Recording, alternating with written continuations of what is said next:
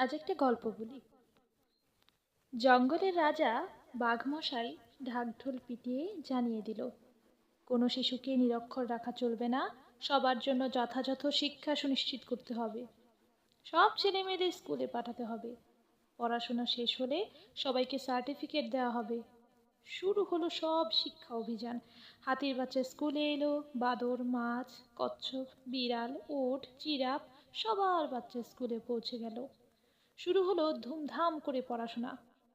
First unit test হলো। হাতির বাচ্চা ফেল। কোন সাবজেক্টে ফেল? হাতি এসে প্রশ্ন করে। গাছে ওঠা সাবজেক্টে ফেল করেছে। হাতি পড়ল মহাচিন্তায়, তার ছেলে ফেল, এটা কোনোভাবেই মেনে নেওয়া যাবে না। শুরু হলো খোঁজাখুঁজি। ভালো টিউটর পেতেই হবে, সন্তানের শিক্ষার ব্যাপারে কোনো রকম কম্প্রোমাইজ করা যাবে না। হাতির এখন একটাই টেনশন, যেভাবেই হোক ছেলেকে গাছে চড়া শেখাতে হবে, গাছে ওঠা সাবজেক্টে টপার করে তুলতেই হবে। ফার্স্ট সেশন অতিক্রান্ত, ফাইনাল রেজাল্ট আউট হলো। দেখা গেল হাতি, ওট, জিরাফ, মাছ সবার বাচ্চা ফেল, বাঁদরের বাচ্চা টপার হয়ে গেছে।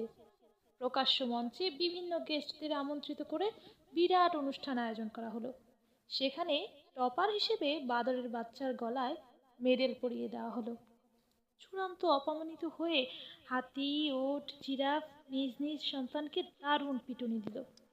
এত টিউশন, এত খরচ, এরপরেও চূড়ান্ত অসম্মান। তারা মেনে নিতে পারল না। ফাঁকিবাজ, এত চেষ্টা করে তোর দ্বারা গাছে চড়া সম্ভব হলো না, নিকম্মা কথাকার। শেখ শেখ, বাদরের বাচ্চার কাছ থেকে শিক্ষা নেই কিভাবে গাছে চড়তে হয়। ফেল কিন্তু মাছের ছেলেও হয়ে গেছে, সে আবার প্রত্যেক সাবজেক্টেই ফেল, কেবলমাত্র সাঁতার কাটা ছাড়া। প্রিন্সিপাল বলল, আপনার সন্তানের অ্যাটেন্ডেন্স প্রবলেম, 5 মিনিটের বেশি ক্লাসে থাকতে পারে না।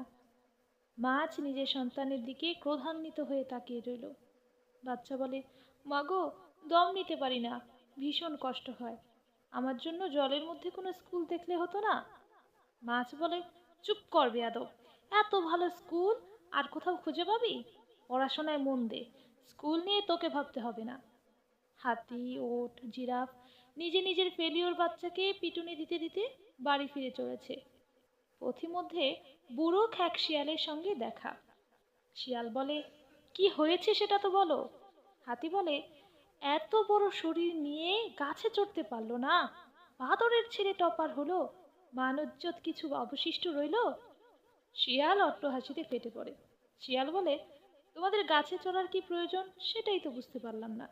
শোনো হাতি, তুমি নিজের বিশালাকার সুর উঠিয়ে ধরো, গাছের সবচেয়ে বড় ফলটি পেরে ভক্ষণ করো, তোমার গাছে ওঠা লাগবে না। ওটো ভাই, তোমার অনেক উঁচু ঘাড় রয়েছে, ঘাড় বাড়িয়ে দাও, গাছের সর্বশ্রেষ্ঠ ফল পাতা পেরে খাও।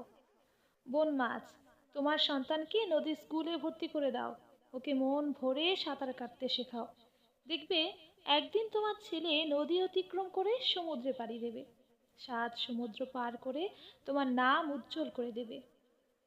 ওকে রাজার স্কুলে মোটেও পাঠিও না, ও মারা যাবে। মনে রাখতে হবে, শিক্ষা আপনার সন্তানের জন্য, শিক্ষার জন্য আপনার সন্তান নয়। প্রত্যেক শিশুর মধ্যেই কিছু না কিছু স্পেশালিটি তো আছে, আমাদের দায়িত্ব হলো সেটা খুঁজে বের করা, তাকে সঠিক পথ দেখিয়ে দেওয়া। তাহলেই দেখবেন সে নিজেই নিজের গন্তব্য খুঁজে নেবে।